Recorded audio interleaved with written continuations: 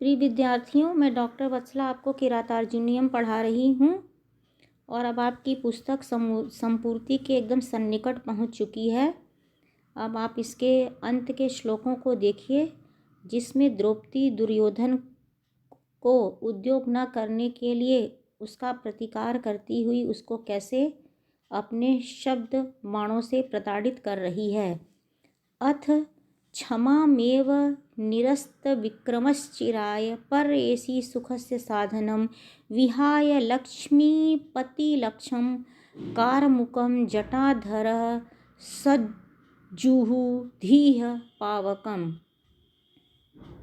अथ यदि निरस्त विक्रम यानी पराक्रम जिसका क्या हो गया, निरस्त हो गया, समाप्त हो गया है, तो अर्थात पराक्रम का परित्याग कर देने वाले, चिराय चिरकाल के लिए, बहुत दिनों के लिए, सदा के लिए, क्षमाम एव क्षमा को ही यानी शांति को ही, सुखस्य साधनम परेषि सुखस्य साधनम सुख का साधन, परेषि मानते हो, समझते हो, तरही तो लक्ष्मीपति लक्षम, लक्ष्मीपति यानी राजलक्ष्मी के, पतम लक्षम राजलक्ष्मी के चिन्ह अर्थात राज चिन्ह,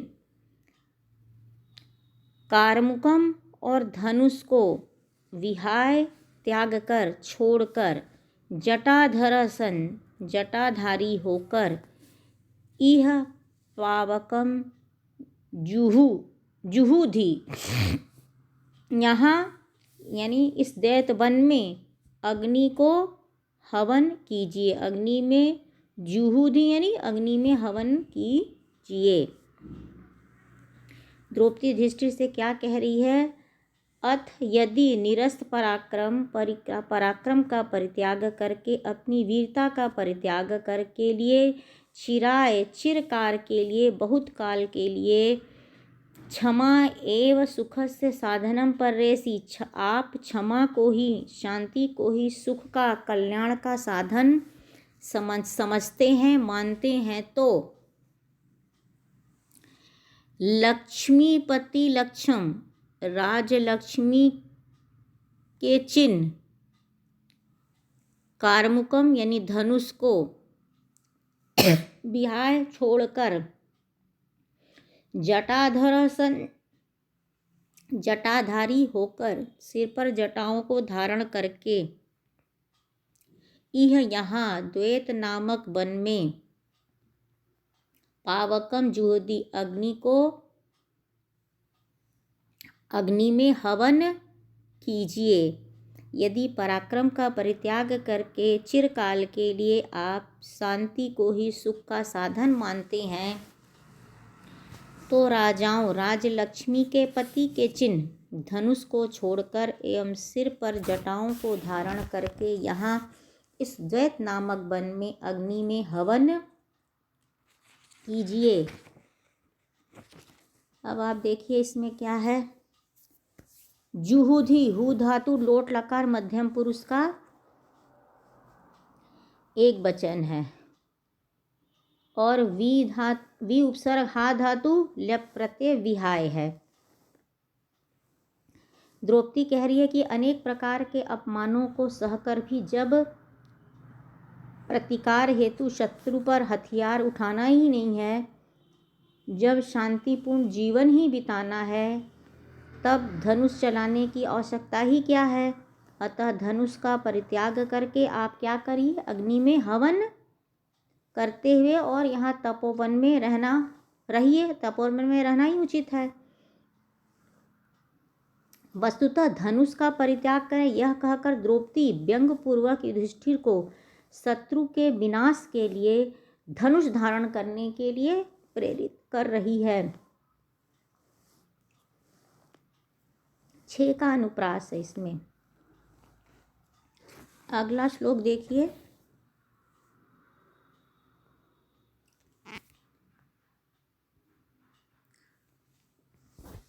न समय परिरक्षणम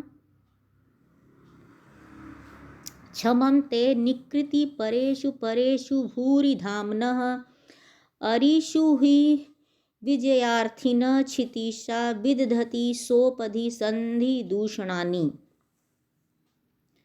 परेशु यानी शत्रुओं, दुर्योधन इत्यादि कौरवों के।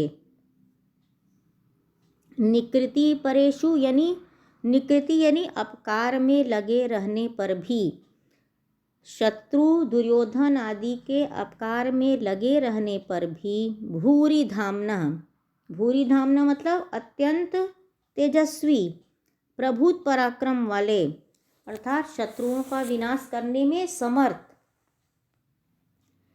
ते आपका समय परिरक्षणम, आपका समय परीक्षणम 13 वर्ष वन में रहने की प्रतिज्ञा का पालन करना न क्षमम उचित नहीं है।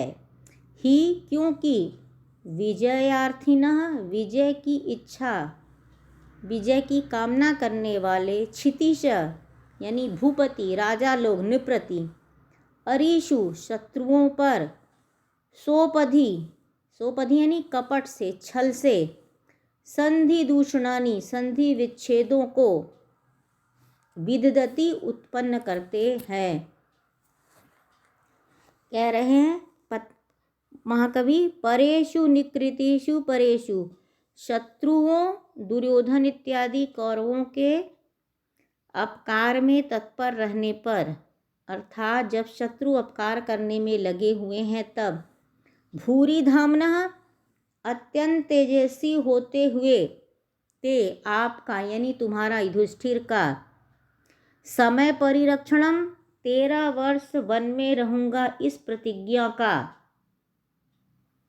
पालन करना न क्षमम युक्ति युक्त नहीं है।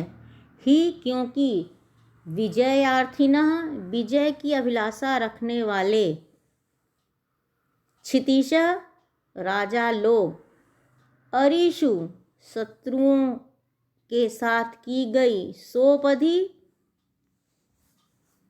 शत्रुओं के साथ की गई संधियों में कैसे करते हैं, सोपधि छल से दोष उत्पन्न करते हैं।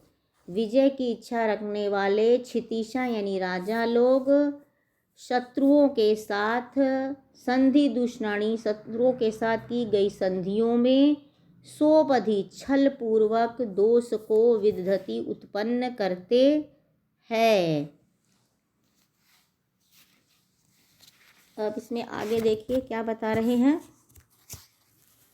विदधति वी उपसर्ग धा धातु डट लकार अन्य पुरुष बहुवचन। अब कवि क्या बताना चाह रहे हैं कि युधिष्ठिर धर्मराज हैं, सत्यवादी हैं। उन्होंने कौरवों के साथ यह संधि की थी कि वे पत्नी और भाइयों के सहित क्या है 13 वर्ष तक वन में निवास करेंगे। किसी भी परिस्थिति में वे अपनी प्रतिज्ञा भंग नहीं करना चाहते हैं। इस तथ्य को जानती हुई द्रौपदी कह रही है कि राजनीति में ये बातें महत्व नहीं रखती हैं। शत्रु निरंतर तो क्या कर रहा है, अपकार करने में लगा हुआ है, अतः उसके साथ कपट करना ही उचित है। यानी शठे शाठ्यम समाचरेत, यही नीति का पालन करना उचित है। प्रयोजन की सिद्धि पराक्रमी व्यक्तियों का लक्ष्य होता है। निर्बल और असमर्थ व्यक्ति ही प्रतिज्ञा का पालन करते हैं। अतः प्रतिज्ञा का ध्यान न करके राज्य प्राप्ति के लिए आपको प्रतिकार अवश्य ही करना चाहिए। इस श्लोक से महाकवि भारवी की राजनीति विषयक कुशलता का परिचय मिलता है। और यह जो श्लोक है इसका एकदम सर्वोत्तम उदाहरण पाकिस्तान है। युद्ध में पराजित होने पर शक्तिहीन पाकिस्तान संधि करने में तनिक नहीं हिचकता है, किंतु जब उसे विदेशों से आधुनिक शस्त्रों की प्राप्ति हो जाती है तब अपने लिए अनुकूल समय जानकर वह भारत के ऊपर कोई न कोई दोषारोपण करके क्या करता है, संधि को भंग कर देता है और भारत के ऊपर धावा बोलता है। तो इस श्लोक के माध्यम से कवि की राजनीतिक विषय से कुशलता का स्पष्ट प्रतिपादन किया है कवि ने। यह स्पष्ट पता चलता है, स्पष्ट ज्ञात होता है।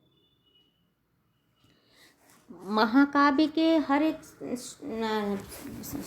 सर्ग के प्रारंभ में अलग छंद होता है और अंतिम श्लोकों में कवि क्या करता है, छंद का परिवर्तन करता है। तो इसके प्रारंभ में तो कवि ने वंशज छंद का प्रयोग किया था, और अब अंत के श्लोकों में कवि ने इसमें पुष्पिताग्रा का, और इससे अगले श्लोक जहाँ पर आपके ग्रंथ की समाप्ति होगी उसमें उन्होंने मालिनी छंद का प्रयोग किया है। अब अंतिम जो इस सर्ग का श्लोक है उसको दूसरे दिन पढ़ाएंगे।